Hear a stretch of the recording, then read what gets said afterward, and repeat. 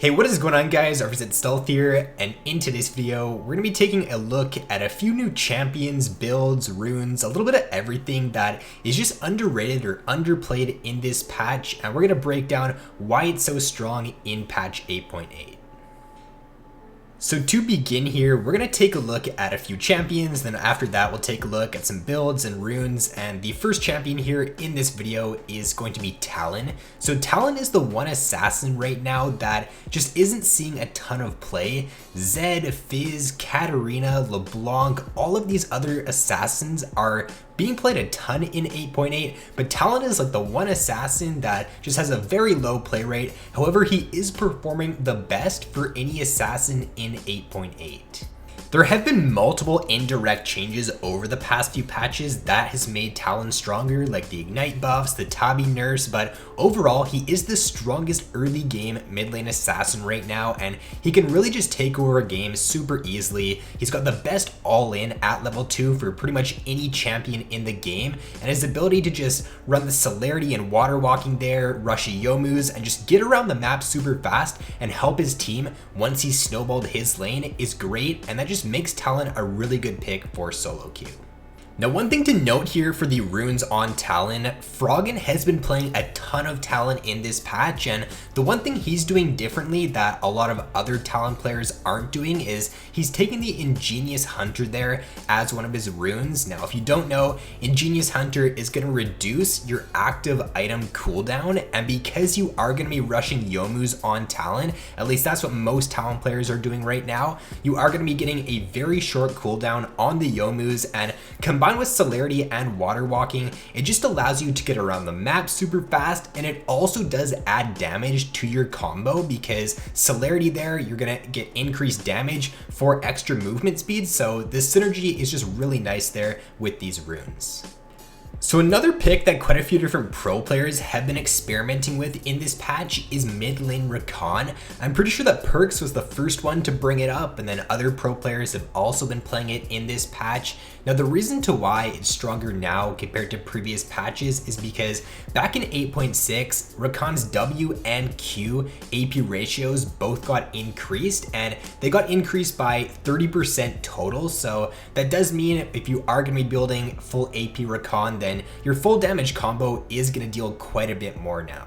The weaknesses to this pick is that he is very weak in the laning phase. You kind of just have to hope to get past the laning phase, get to your mid to late game to really be effective on the pick. You do have really good gank assist with the Rakan, so if you can communicate to your jungler to just give you an early gank and pressure your lane a little bit, then you can do quite a lot with that. But if you're not getting any jungle pressure at all, if you're just getting shoved in and poked in the laning phase, then it is going to be hard for you to be impactful until it does reach the mid to late game.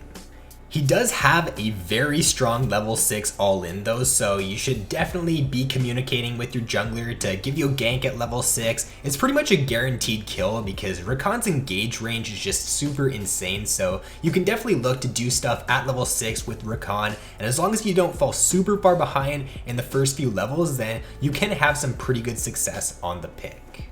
And then for the rune setup on mid lane Rakan, most players right now are taking Electrocute just to add to your full damage combo. You are playing for the all-in with Rakan. That's your main goal as this champion, is to just all-in during a team fight and burst someone down. So there's not too much point in taking something like Airy on mid lane Rakan. And then taking the Resolve there as your secondary option is very important just to get past the first few levels, and it does help you quite a bit with not getting poked out super hard in the laning phase.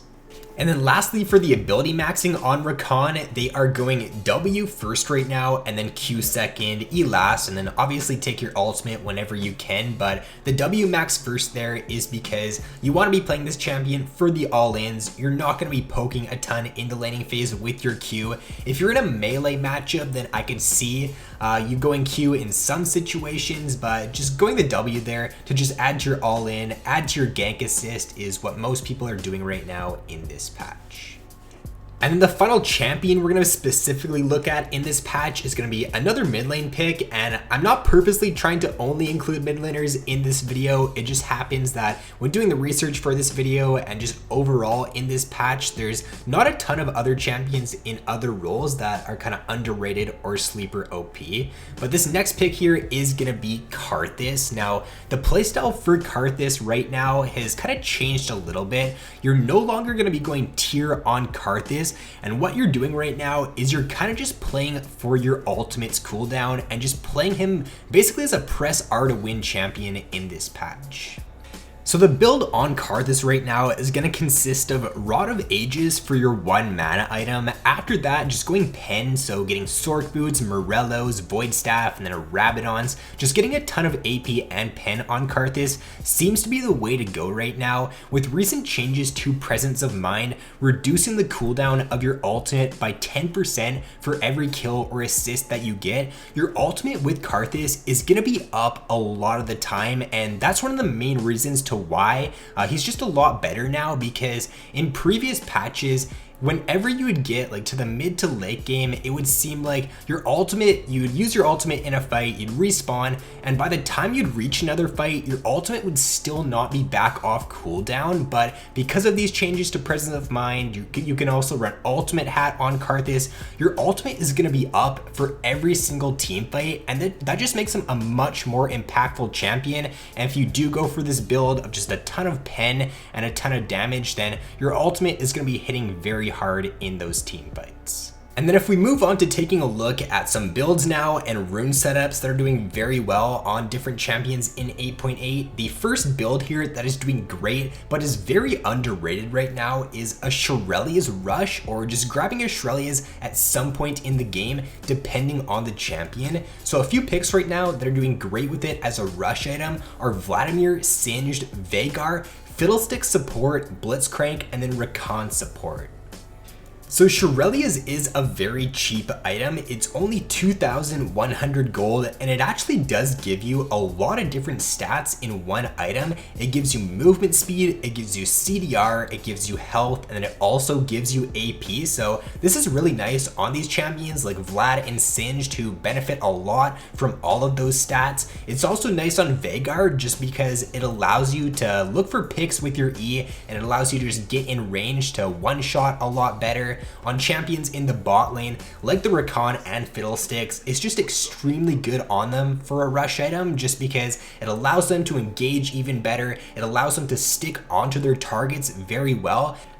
And it's really good on Blitzcrank because if you can get ahead in the early game and you grab a Shurelya's, it just allows you to roam better, it allows you to position for hooks better, and you pretty much don't even need to use your hook as Blitzcrank if you grab the Shurelya's, because you can just pop it, walk right up to the enemy, use your E, and then basically guarantee you land your hook and pick up the kill. And then to touch a little bit more on the Rakan and Fiddlesticks right now, both are doing great with Shurelya's as well as Zeke's convergence. These two champions are very reliant on their ultimates in order to be effective, and the Zeke's along with the Shurelya's just allows them to really utilize their ultimate to its fullest potential. You're gonna always be able to basically stick onto your target and get your ultimates off if you do go for the Shurelya's on these champions. And then with the Zeke's, because whenever you use your ultimate, it's going to amplify your teammates' damage and it's going to slow them. It's just overall a very strong item combination on these two picks. And then one more thing to note here about the rune setup on Veigar is that more and more people now are starting to run Predator on Veigar, and the reason to why you can have some great success with this is because you also take the Shurelya's and you're just playing this champion to look for picks with your E. In solo queue, players aren't going to be grouped all the time, they're going to be out of position more often than not. So with this build setup, or with this just overall setup on Veigar, you're going to be able to find a lot of picks with it, and you can really just work off of your Predator cooldown and your Shurelya cooldown. Whenever it's up, just tell your team to group up, look to just activate it, go for a pick with your E, and if your team does follow up, or if the enemy team is out of position, then you can just very easily find picks and snowball the game with this setup. So that is going to be all for this video, guys. These were, in my opinion, the most sleeper OP champions, builds, and rune setups for patch 8.8. If you guys did enjoy this video, then be sure to leave a like, subscribe if you have yet to already. So thanks for watching, have an awesome day, and I will see you in my next video.